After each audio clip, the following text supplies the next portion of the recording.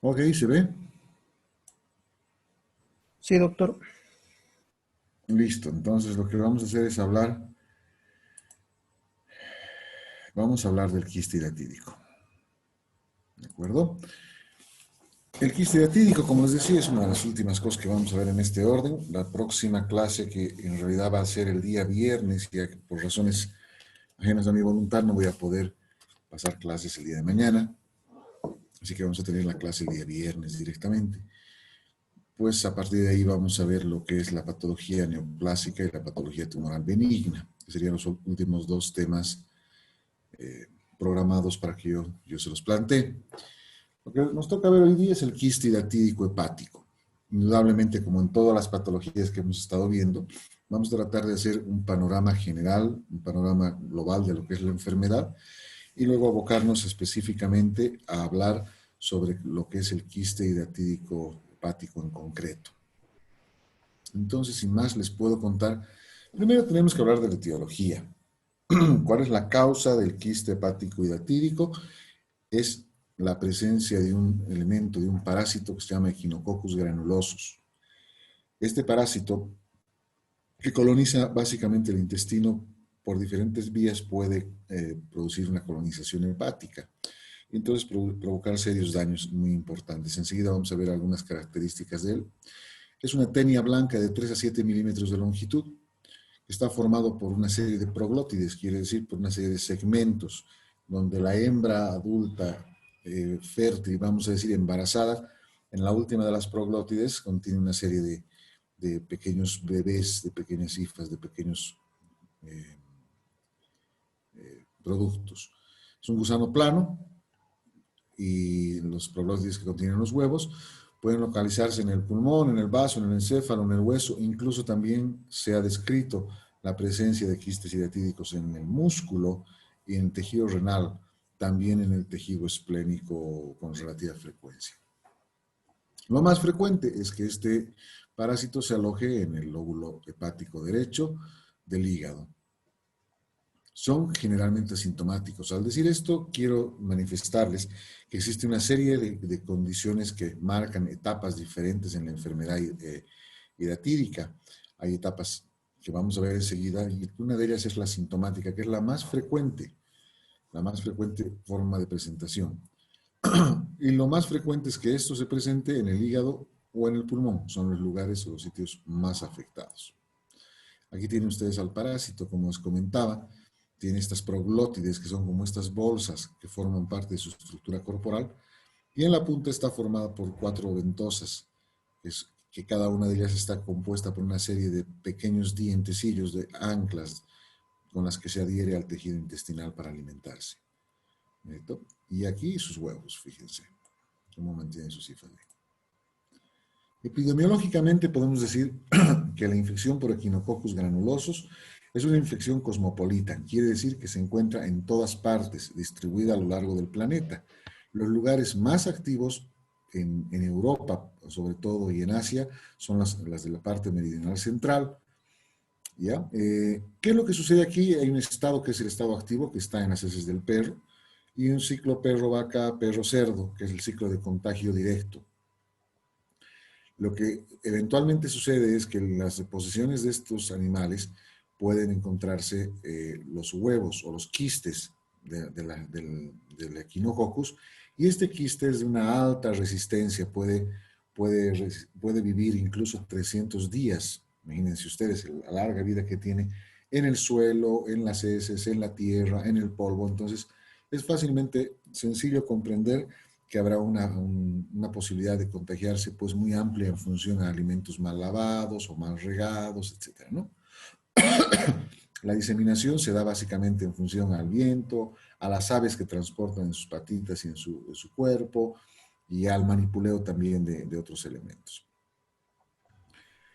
En el hospedero es en realidad en el que se desarrolla todo el ciclo maduro del parásito, o se desarrolla la hidátide o el escólex. En América del Sur es más frecuente en Argentina, Bolivia, Brasil, Perú y Uruguay.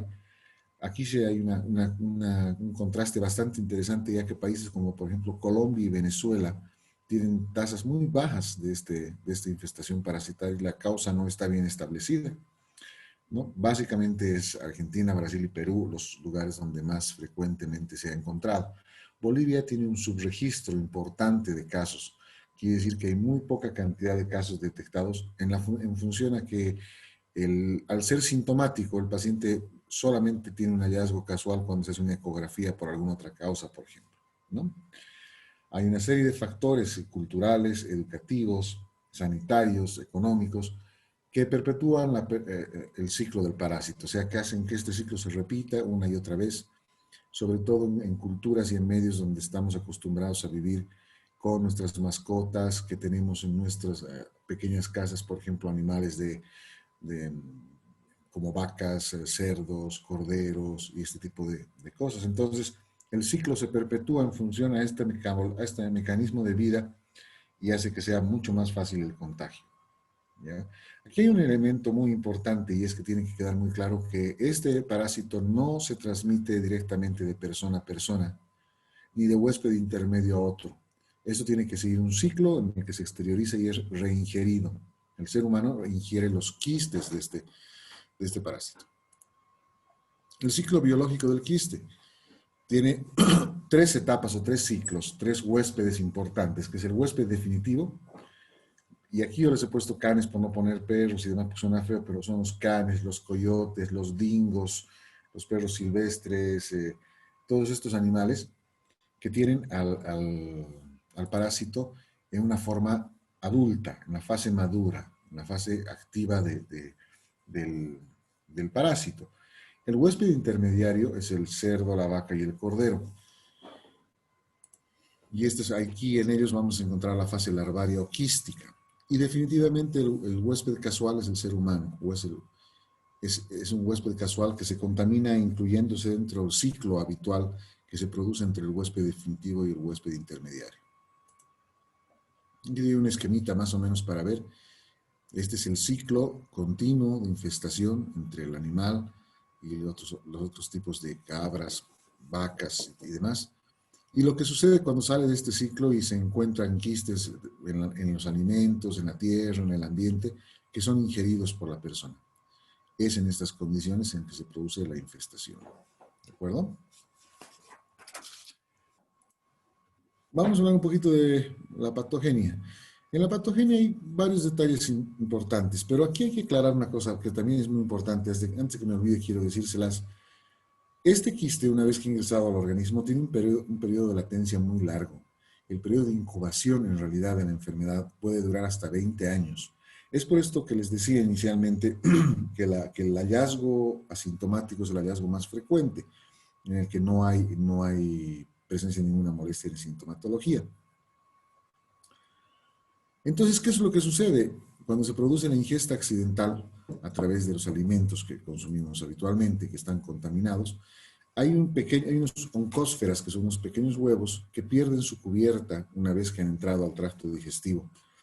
En este momento es cuando el Echinococcus se adhiere a la pared o se pega a la estructura intestinal y produce básicamente el mismo efecto que hemos visto en otro tipo de patologías en las que la diseminación se produce de intestino a hígado. Produce una lesión erosiva, hay unas pequeñas erosiones en el intestino que generan que el Echinococcus entre en contacto con estructuras vasculares y a través de estas pueda migrar a través del sistema portal hacia el hígado.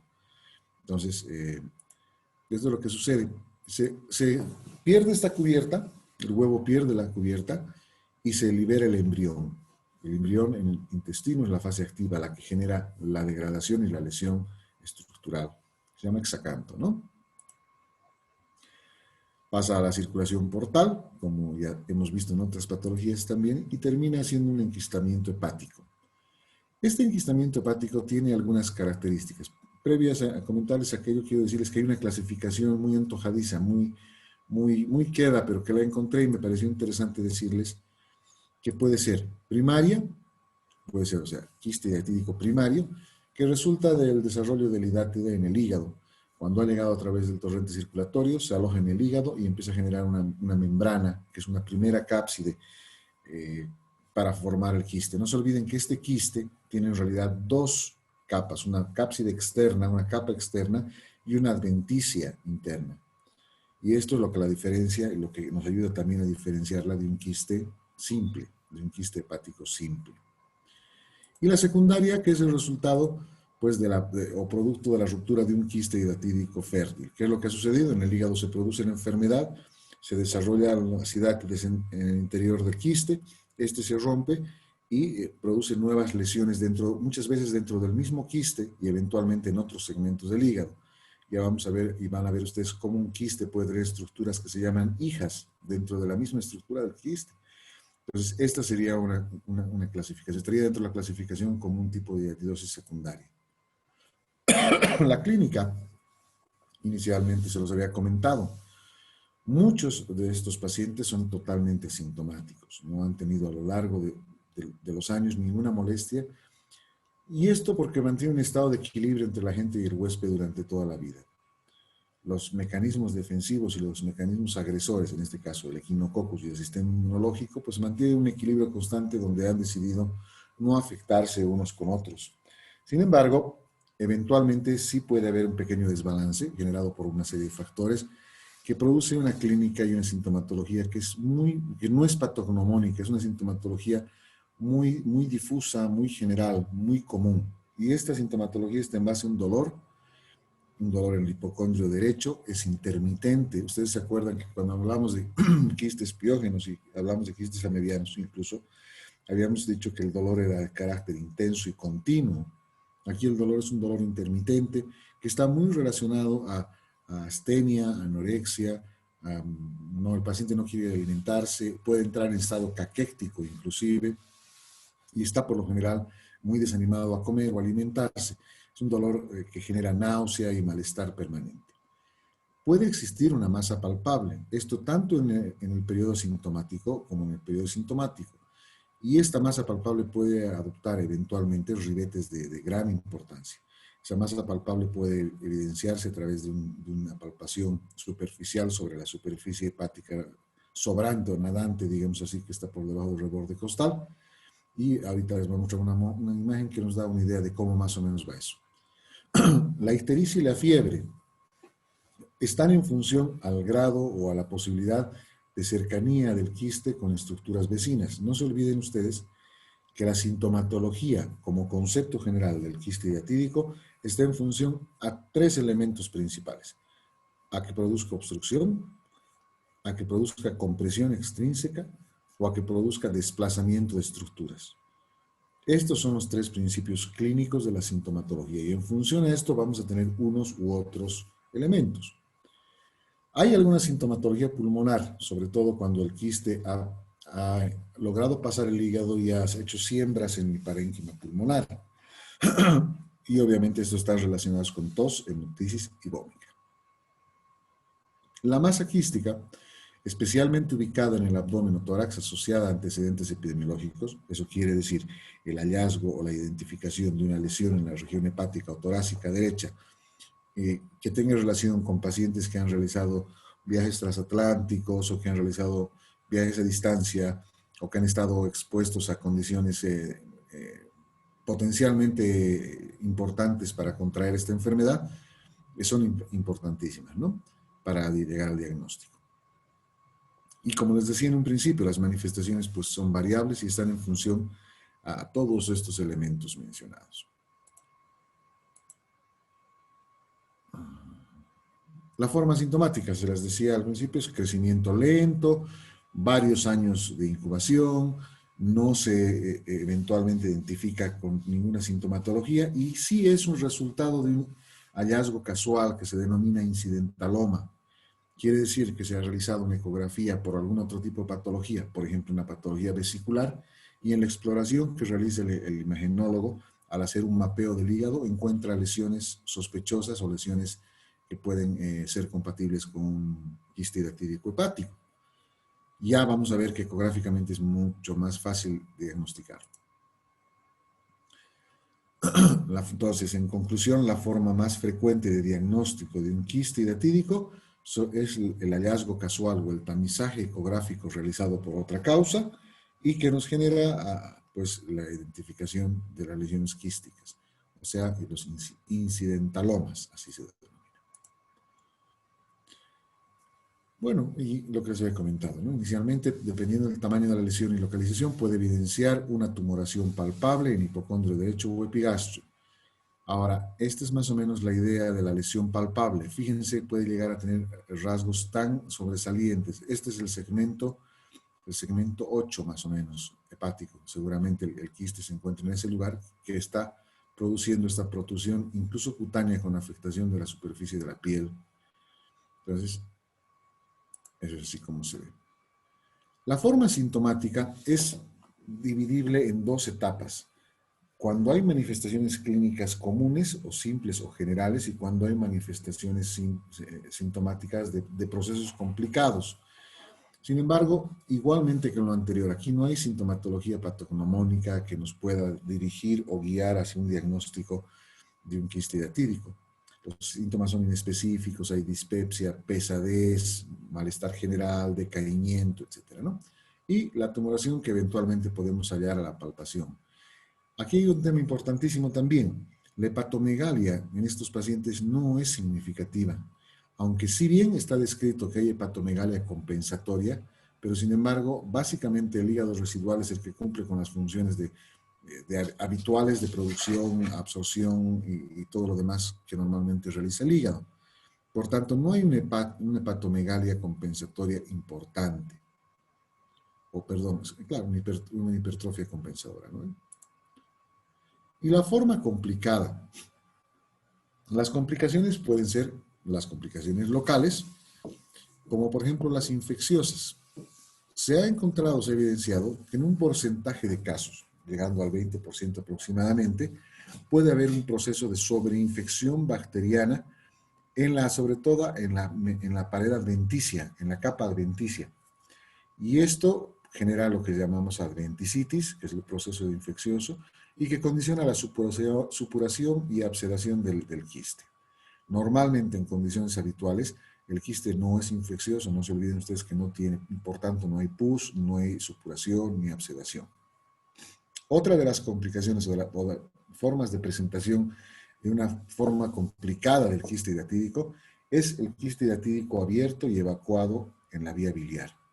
Esto es muchísimo más raro, es rarísimo, yo no he visto nunca ningún caso de estos, pero está descrito y como que está descrito hay que saberlo. ¿Qué es lo que sucede? Que eventualmente por la proximidad el quiste puede abrirse y drenarse hacia la vía biliar, con las consiguientes complicaciones pues del drenaje de elementos formes quísticos de la hidátide, ¿verdad?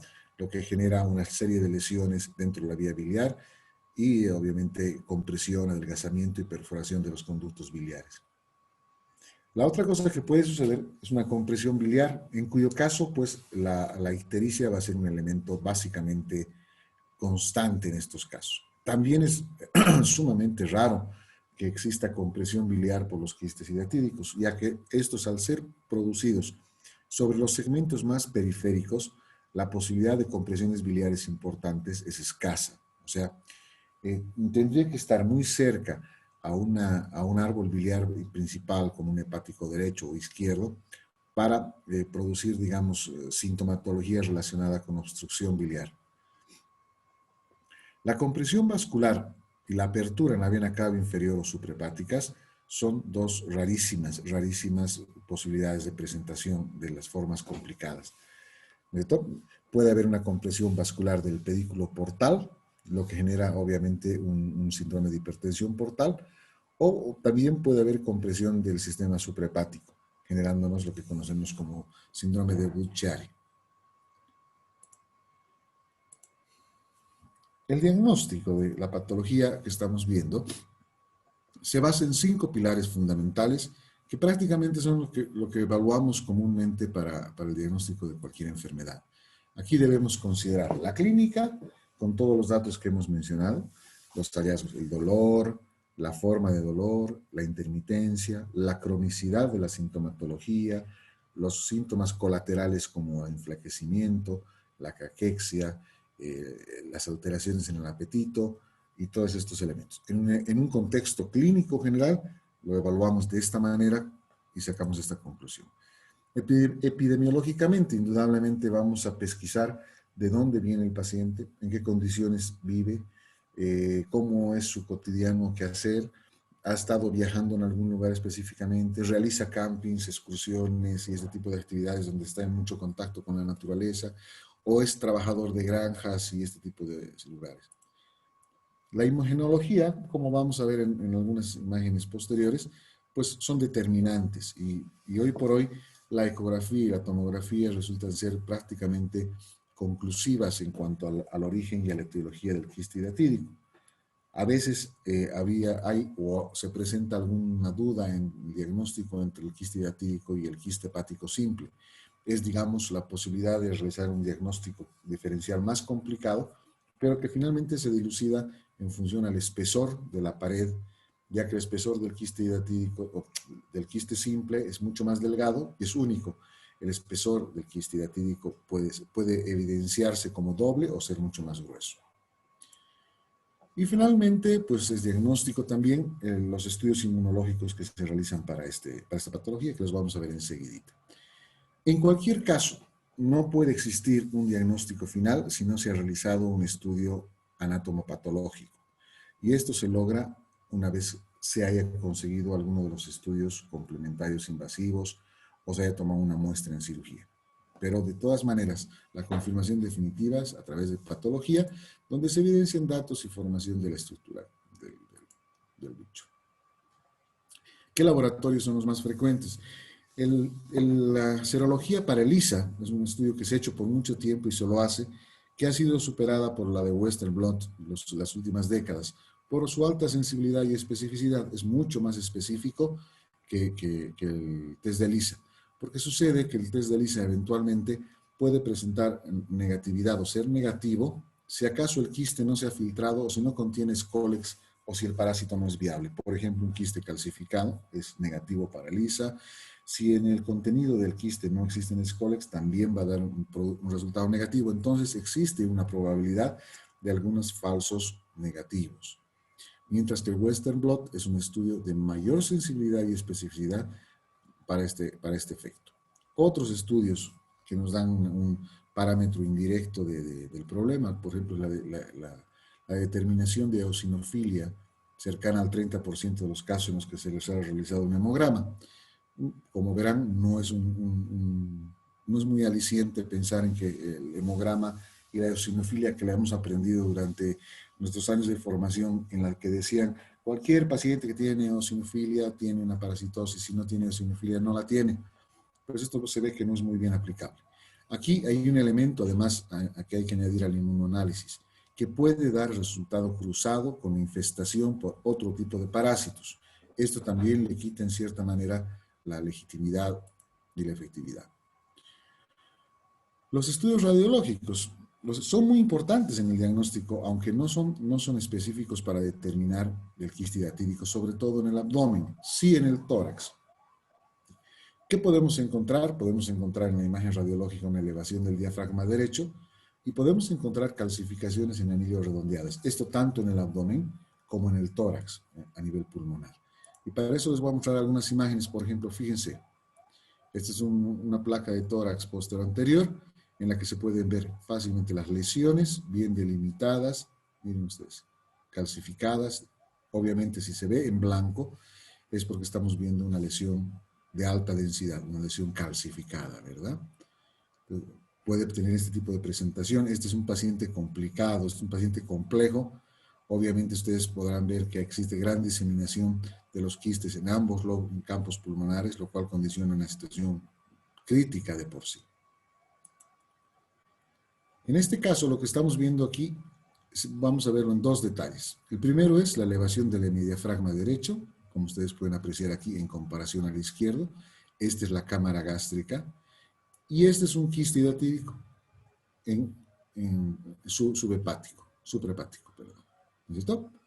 Ahí pueden ver. Esta foto en realidad se las he puesto porque me ha llamado la atención, más que por ser parte del temario que estamos viendo. Pero lo que ustedes están viendo acá es un quiste hidratídico, pero este quiste hidratídico está alojado en el vaso. este es un quiste hidatídico esplénico. Y me ha llamado muchísimo la atención encontrar esto y por eso se los he puesto, porque es además que es rarísimo, sumamente raro, ¿verdad? Aquí tenemos nuevamente la imagen que les había comentado, con la elevación del hemidiafragma en relación al hemidiafragma izquierdo y con la presencia de un espacio ocupante parcialmente radiolúcido con una serie de elementos en su interior que son compatibles con un quiste hidatídico gigante. Y una placa más, fíjense ustedes, aquí lo más importante es esta elevación, miren qué marcada la diferencia. Y esto es obviamente porque aquí está ocupando una masa y algo que está elevando. Aquí vale la pena destacar que en la radiografía de tórax, en la parte abdominal, no es concluyente el estudio para identificar alguna situación eh, más particular. O sea, aquí no podemos decir hay un quiste hidatídico, ¿verdad? Obviamente este hallazgo, junto con los hallazgos clínicos o los inmunológicos y toda la cosa, seguramente nos va a llevar a una conclusión. Y además la segunda razón por la que les he puesto esta diapositiva es porque esta es digna de análisis.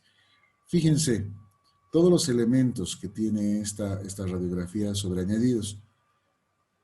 Me recuerda a un caso muy interesante donde encontramos en la radiografía de tórax un gancho a esta altura.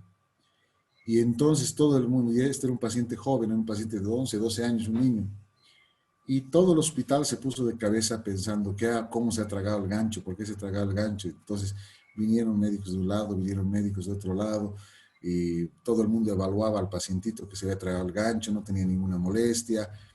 Y cuando descubrimos que lo que en realidad había pasado es que le habían sacado la radiografía con una venda en el tórax que estaba sujetada con un gancho. Y lo mismo sucede acá, fíjense, fácilmente podemos concluir que se trata de una dama, ¿verdad? Porque tiene estos fijadores del brasier, tiene los botones, tiene los sujetadores de las tiras, entonces es bastante interesante y cualquiera que no tuviera mucha experiencia puede decir, oye, esta señora se traga un botón. Entonces, bien interesante esta radiografía. La ecografía.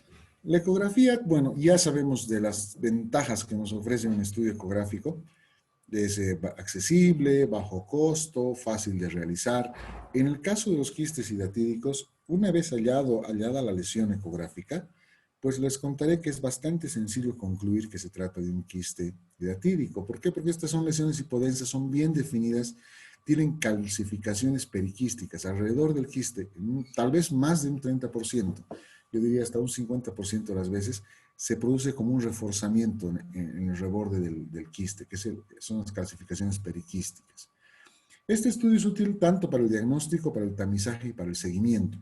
Aquí tenemos que considerar, y lo vamos a ver al final del tema, el seguimiento es fundamental y se realiza a lo largo del primero, segundo, quinto y décimo años después de haberse diagnosticado y tratado un quiste hidatídico.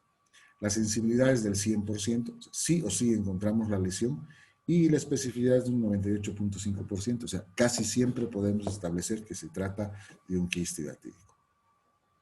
Aquí hay una importancia muy grande, que la limitación más grande que tiene la ecografía es que nos muestra la lesión, nos dice dónde está, nos dice de qué tamaño es, pero no nos muestra en relación a qué se encuentra o a qué profundidad se encuentra o cuáles son las características propias del quiste.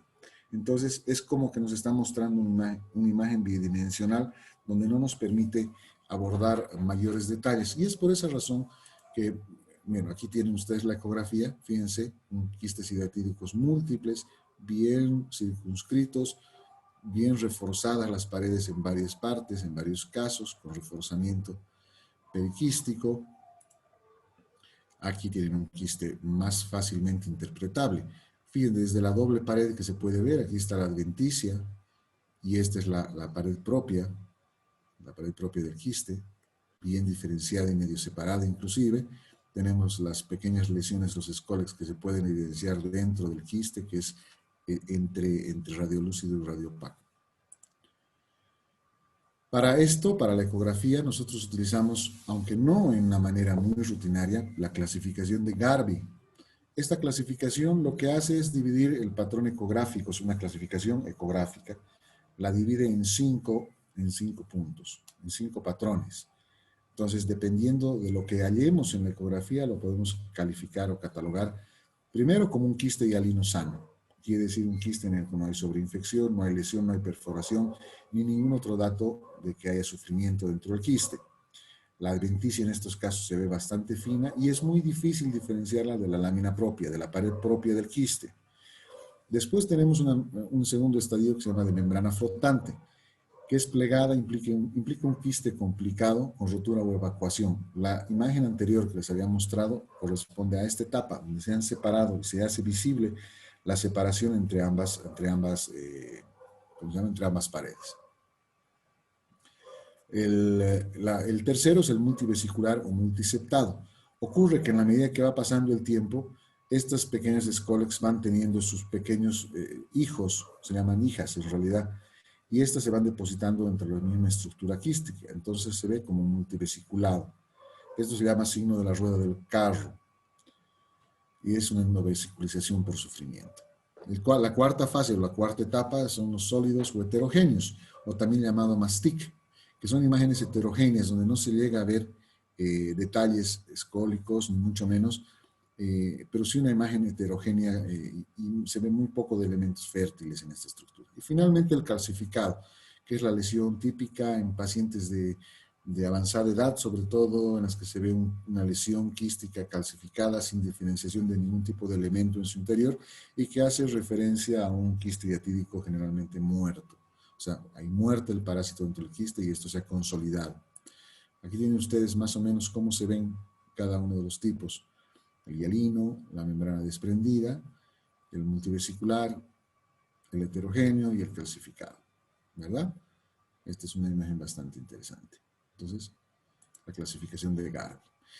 Otro elemento, como les iba diciendo hace un momentito, es la tomografía computada, que sí nos va a permitir hacer una relación estructural del quiste de manera más eficaz. Vamos a poder precisar la relación que existe entre la estructura quística y otras estructuras tanto vasculares como biliares.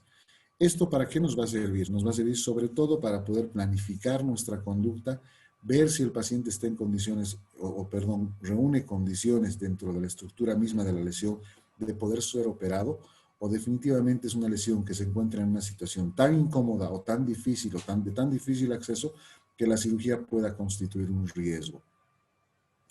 Además de aquello, la tomografía nos sirve de manera muy útil para ir valorando paulatinamente la respuesta al tratamiento médico.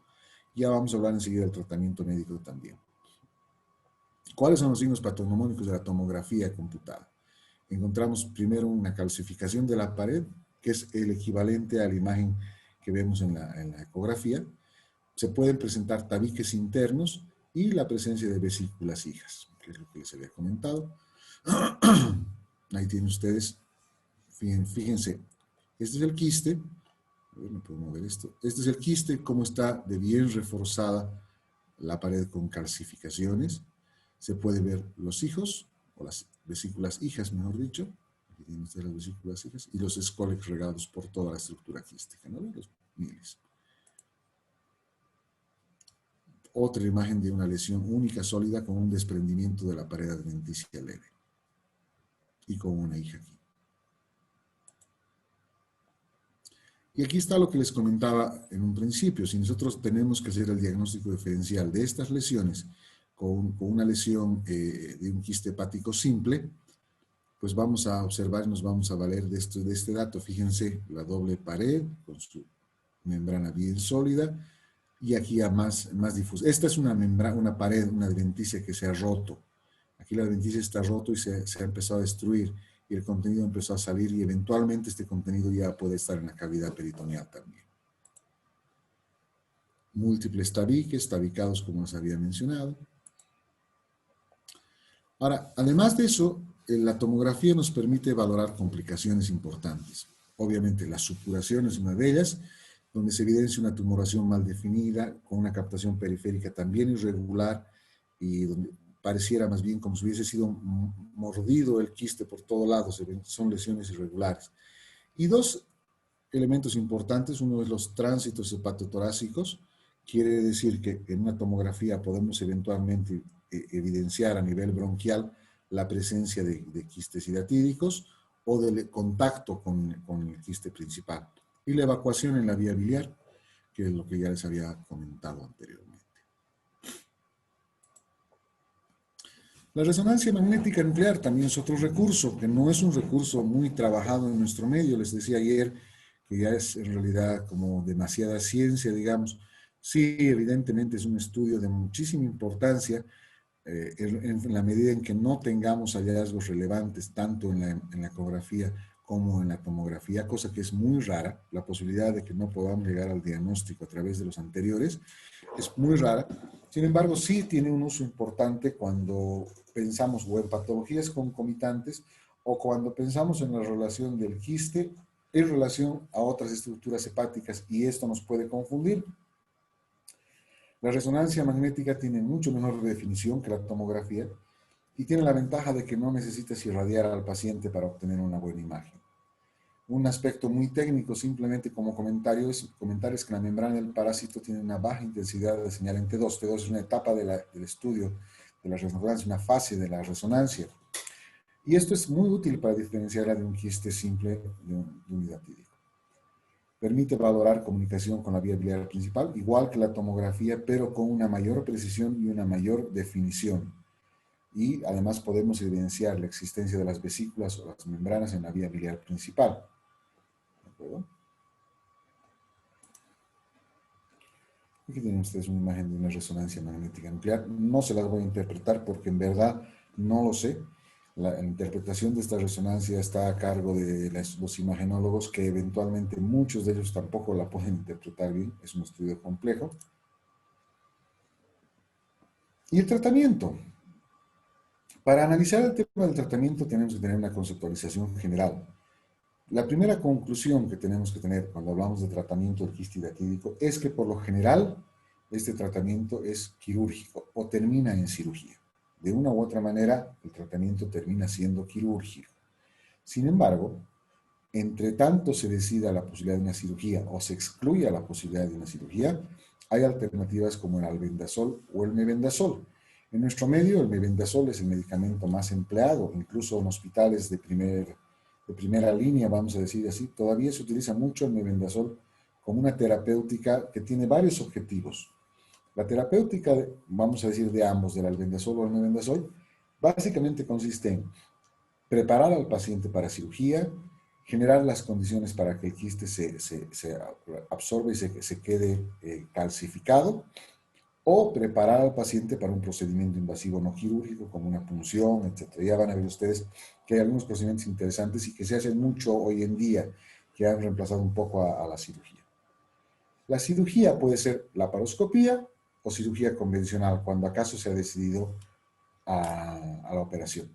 Pero para hacer esta cirugía, mientras no sea una lesión complicada, me refiero ya sea penetrada la vía biliar, ya sea abierta la cavidad peritoneal o alguna otra eventualidad que genera situación emergente, entonces la cirugía debe ir preparada, debe ir precedida por una preparación con mebendazol o con albendazol por 15 a 20 días.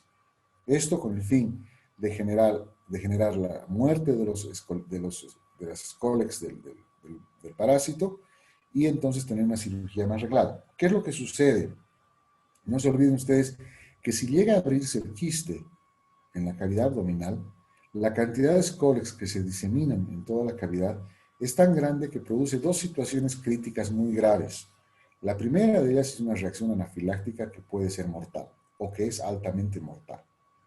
Y la segunda de ellas es que existen siembras microscópicas en toda la cavidad de futuras proyecciones o de una hidatidosis secundaria. Entonces, por estas razones que tenemos que tomar la previsión y la precaución de antes de pensar en cualquier tipo de procedimiento invasivo, debemos nosotros administrar estos medicamentos. ¿De acuerdo? Eventualmente puede ser necesaria una resección hepática. Sí, cuando el quiste es demasiado grande o compromete segmentos demasiado complejos en su individualización, se pueden hacer hepatectomías derecha o segmentectomías o hepatectomías parciales también, ¿no? Esto en función a cuál sea la necesidad. Cuando decidimos laparoscópica o abierta, hay varios criterios también para ver aquello. En función al número de quistes, a la localización de los quistes, a las condiciones del paciente, que las vamos a ver enseguida también.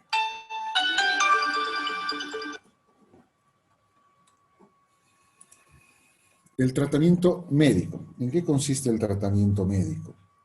Ahora les digo. El tratamiento médico tiene algunas funciones muy específicas. La primera de ellas es una alternativa terapéutica, desde luego, que se puede emplear en pacientes a los que por diferentes razones, empezando por tamaño del quiste y otra serie de situaciones, no vaya a requerir cirugía y pues podamos conseguir que a través de la ablación terapéutica estas lesiones quísticas activas se queden calcificadas. Y, como les decía hace un momento, como un coadyuvante de la cirugía. O sea, para preparar al paciente a la cirugía, con una minimización del riesgo de siembra por manipulación y disminución de la siembra en casos de ruptura, que es lo que les acabo de decir. Ahora, entre el albendazol y el mebendazol, hoy por hoy se ha dicho que el mejor medicamento, el medicamento indicado para manejar este tipo de pacientes, es el albendazol, a 10 miligramos kilo peso día, dividido en 3 tomas, por aproximadamente 20 días previo a la cirugía. Y posterior a la cirugía, entre 15 y 20 días después, ¿no? Entonces, concluyamos que el albendazol es el medicamento ideal hoy por hoy. Lo que quise decirles anteriormente es que el mebendazol es el más empleado, todavía se utiliza y se lo da como terapia antiparasitaria, incluso en campañas en el campo y en otros lugares. ¿Cuáles son las indicaciones para este tratamiento médico? ¿En qué casos decidimos médicamente el tratamiento no quirúrgico? Primero, en pacientes que no son aptos para cirugía. Eventualmente, les decía también, puede ser que el hallazgo sea un hallazgo casual o un hallazgo después de una sintomatología en un paciente que tiene muchos años de vida, porque el proceso también ha tomado muchos años para establecerse. Por lo tanto, en pacientes ancianos, inmunosuprimidos, cardiópatas, nefrópatas y que tienen patologías de base severas que pueden condicionar complicaciones importantes en el manejo de esta patología, esos pacientes no deben operarse. No deben operarse. Por lo tanto, la alternativa del tratamiento médico es importante para ellos. Otra indicación del tratamiento médico es previo a la cirugía para disminuir el riesgo de hidatidosis secundaria por siembra, que es lo que les había comentado hace un momento. Cuando el quiste hialino es menor a 7 centímetros, el chance de tratamiento médico es el indicado en una primera instancia, en la medida en que después de unos meses de tratamiento pueda reevaluarse la estructura imagenológica del quiste y pueda determinarse si ha mejorado o no. Hasta 7 centímetros se puede pensar en que hay posibilidades de que el quiste mejore sin necesidad de hacer ningún otro procedimiento. Otra causa importante para tratamiento médico y no quirúrgico es los quistes hepáticos múltiples o multiviscerales. Entonces, hagamos de cuenta que el hígado tiene 5 o 6 quistes dispuestos indistintamente en los lóbulos derechos, izquierdos, inferiores y superiores, pues este no está indicada la cirugía, o por lo menos inicialmente, sin antes no haber intentado un tratamiento médico que pueda condicionar la mejora de esta situación. Y multivisceral, porque el quiste, como hemos hablado ya varias veces, puede migrar, puede saltar, puede salpicar a otros órganos. Entonces, si tenemos quistes hidatídicos en hígado, en pulmón, en vaso, y lo tenemos en músculo, pues obviamente la alternativa quirúrgica no es una buena opción. ¿Listo? Ahora, ¿de qué depende el tipo de tratamiento?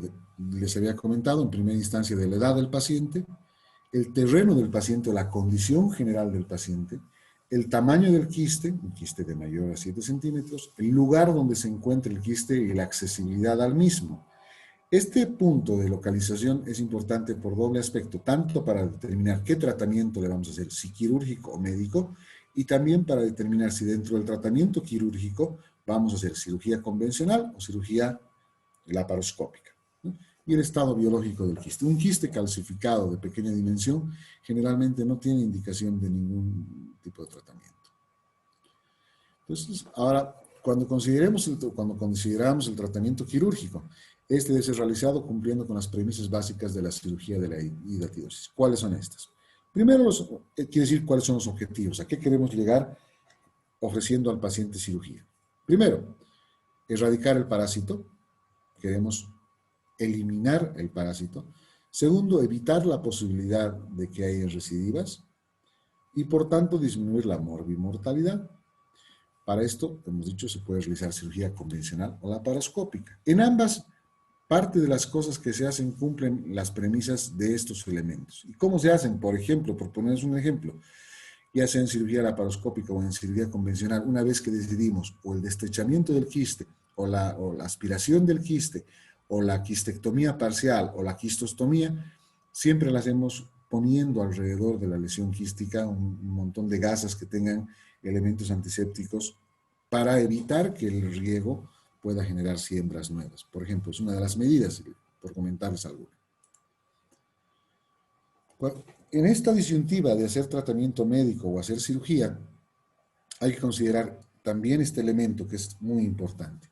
Primero, ver si el paciente es paciente sintomático o con quiste hidroatídico complicado. Este es un escenario que nos plantea básicamente cirugía sí o sí, previo tratamiento médico para preparación del campo operatorio, para preparación del escenario quirúrgico. Y portadores asintomáticos de quistes hidroatídicos. En este acápite B, ahí tenemos un desglose interesante, ¿no es cierto? En función al tamaño del quiste, a la accesibilidad del mismo y las posibilidades de que este quiste en algún momento pueda generarnos algún problema. Les pongo un escenario. Si es un paciente de 12 o 13 años al que le encuentran un quiste de 7 centímetros, tendrá una conducta, a diferencia de un paciente que tenga 65 o 70 años, en el que encontremos el mismo tipo de quiste. Asumamos que en un paciente en el que se ha realizado un hallazgo casual de un quiste hidroatídico hepático de 7 o 10 centímetros, asintomático totalmente, y que tiene 70 años el paciente, es muy poco probable que en el tiempo que le quede de vida, pues pueda presentar la enfermedad de forma activa, o pueda tener sintomatología, o pueda generar complicaciones, mientras que en la persona joven, por el tiempo que queda de vida, pues es muy probable que ese quiste a mediano plazo pueda generar alteraciones. Por tanto, la decisión quirúrgica está en función a estos elementos también. Entonces, en sintomáticos o con quistes hidroatídicos complicados, el tratamiento direcciona la cirugía, convencional o laparoscópica, según el caso en particular, y la experiencia del equipo quirúrgico. Y la quimioprofilaxis a las que ya les había hecho referencia con anterioridad. Esto es más o menos como se ven. Estos son los quistes con su adventicia, fíjense, envueltos dentro de una lámina propia quística. O sea, esto es en realidad todo el quiste y dentro del mismo se encuentran todas las vesículas hijas que son estas y que están cargadas de Scorex. La fotografía no es muy buena, pero la intención sí. Aquí tenemos un quiste único, en una cirugía que se está haciendo una resección quística, ¿verdad? El mismo elemento, pero desde un punto de vista quirúrgico laparoscópico. Tenemos el quiste hidroatídico en la cavidad, que seguramente ha sido sometido a toda la preparación previa, donde se introducen los elementos para su absorción. Fíjense, aquí está una gasa que nos está aislando parcialmente del terreno, y una bolsa que es en la que vamos a depositar la adventicia y todos los elementos que encontremos alrededor. Este es otro procedimiento que lo vamos a ver enseguida. De repente, como que estas diapositivas deben estar un poquito después, pero esta es la absorción. Y eventualmente esto puede seguir dos caminos. Puede ser un cierre primario, o sea, terminamos de absorber el contenido y cerramos. Puede ir a la resección, perdón, y un tercer elemento puede ir a la vocación externa, que es una cosa que ya no se hace prácticamente nunca. Una resección laparoscópica de un quiste hidroatídico, ahí tienen ustedes. Las complicaciones. Las complicaciones pueden dividirse en torácicas y abdominales, desde luego. Cuando son torácicas es porque el quiste ha tenido su origen y su formación en los segmentos hepáticos 7, 8, 4 y 2, que son los segmentos altos, ¿verdad? ¿Cuáles son estas complicaciones? El tránsito hepatopleural, que se genera una conexión entre el quiste y a través del diafragma a la pleura, que inicialmente es un hepatofrénico que tiene dolor en el hipocondrio derecho y evoluciona al empiema hidroatídico, dolor intenso y disnea. O sea, sufre todo el proceso de complicaciones que habíamos hablado inicialmente. Y el tránsito hepatobronquio, en el que se aboca al bronquio y genera un cuadro de disnea muy severa, bilioptisis y vómica, ¿no? Estos son cuadros dramáticos, muy importantes, muy raros, pero a los que eventualmente puede llegarse en los extremos del no tratamiento de un quiste complicado. Las complicaciones peritoneales son producto de la rotura del quiste o adventicias del peritoneo. Esto generalmente se produce cuando se produce en los segmentos inferiores. En la fase aguda se produce una peritonitis hidatídica, que es el equivalente a lo que nosotros entendemos como el choque anafiláctico. Es un choque anafiláctico que generalmente es mortal además. En algunos casos puede haber solamente una ruptura únicamente de la adventicia, sin que se rompa la pared, la lámina propia del quiste. Entonces, en ese caso sucede la caída de las hidátides al peritoneo, pero esas hidátides no están libres, entonces no puede generar el proceso anafiláctico, sin una equinocosis primitiva heterotópica. Bueno, y finalmente las mecánicas también vale la pena considerarlas por compresión de órganos vecinos, sobre todo esófago, estómago y duodeno. También consideradas como complicaciones raras, serias y de alta mortalidad. Este concepto me gustaría dejarlo claro para que lo tengan ustedes en consideración.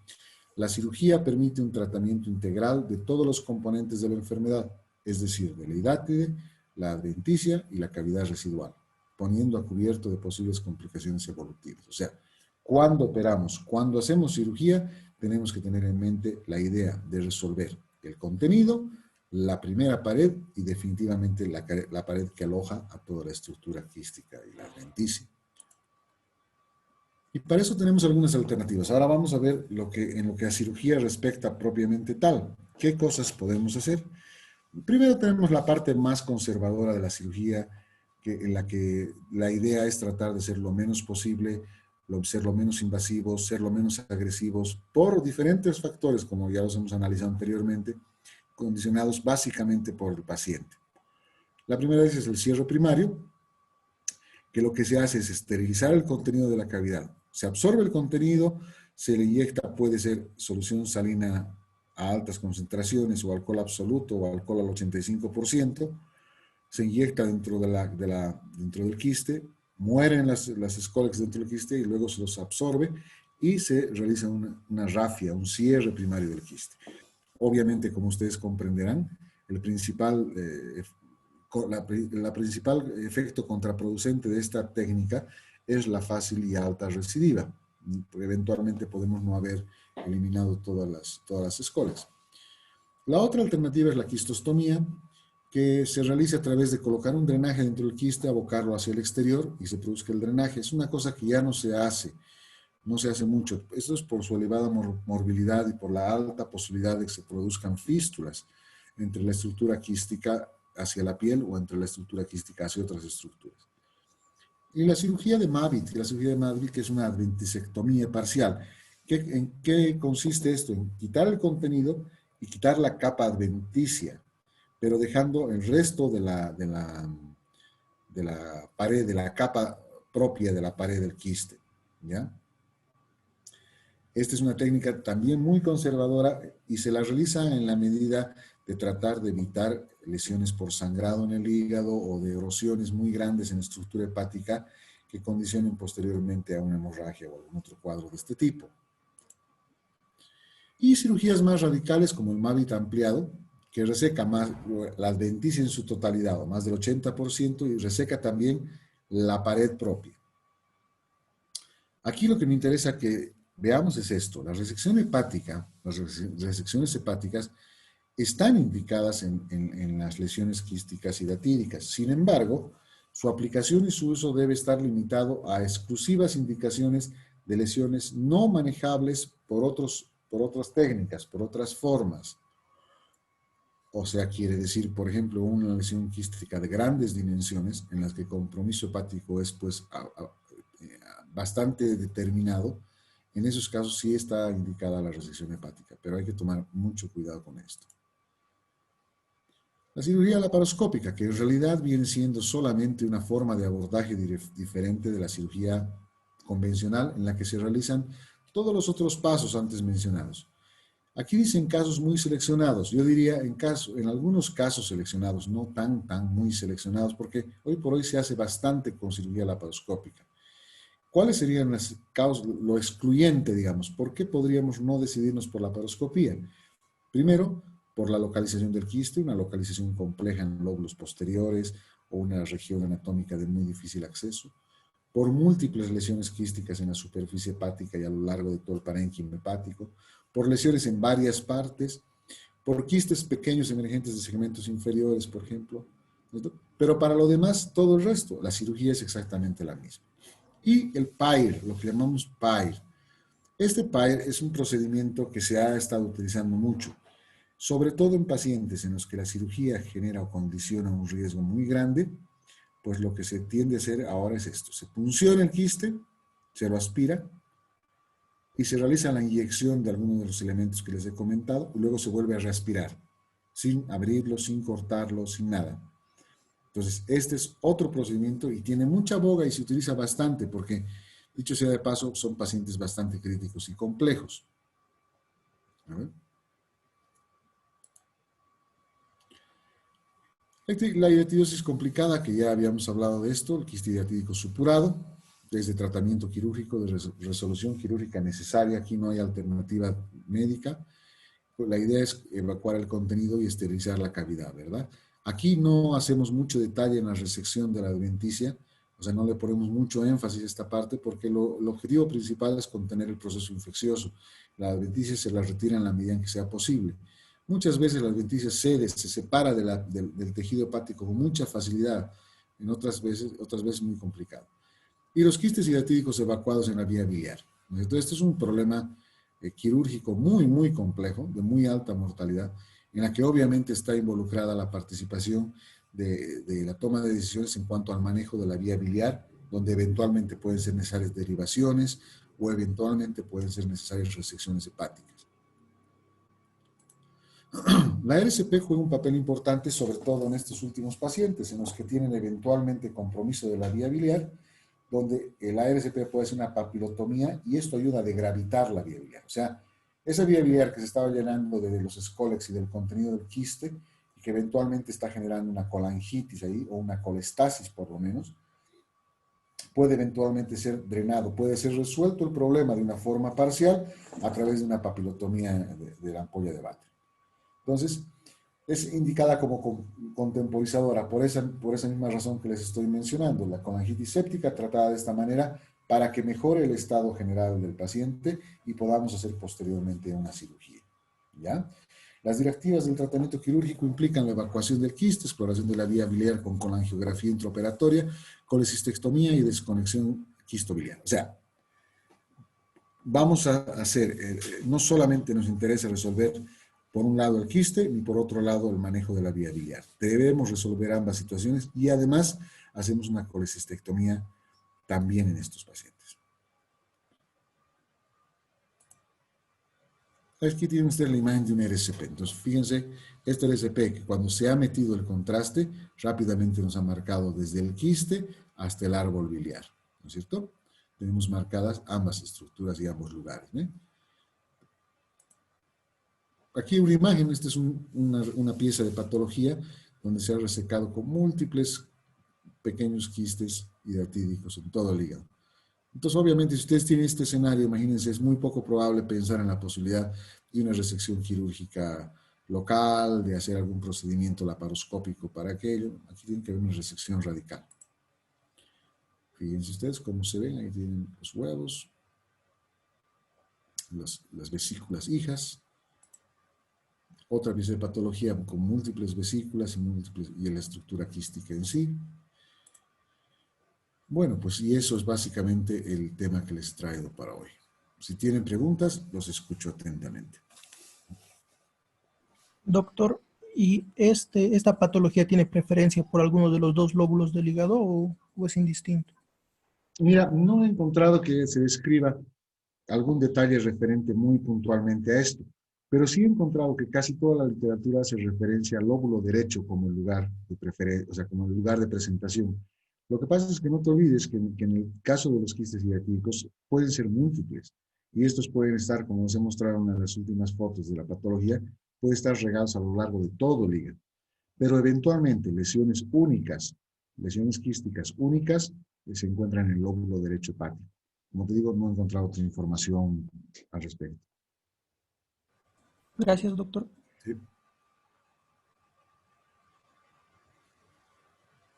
¿Qué más? ¿Tienen alguna otra duda, pregunta? Ninguna. Bueno, si no tienen más preguntas y nada que comentar, como les dije,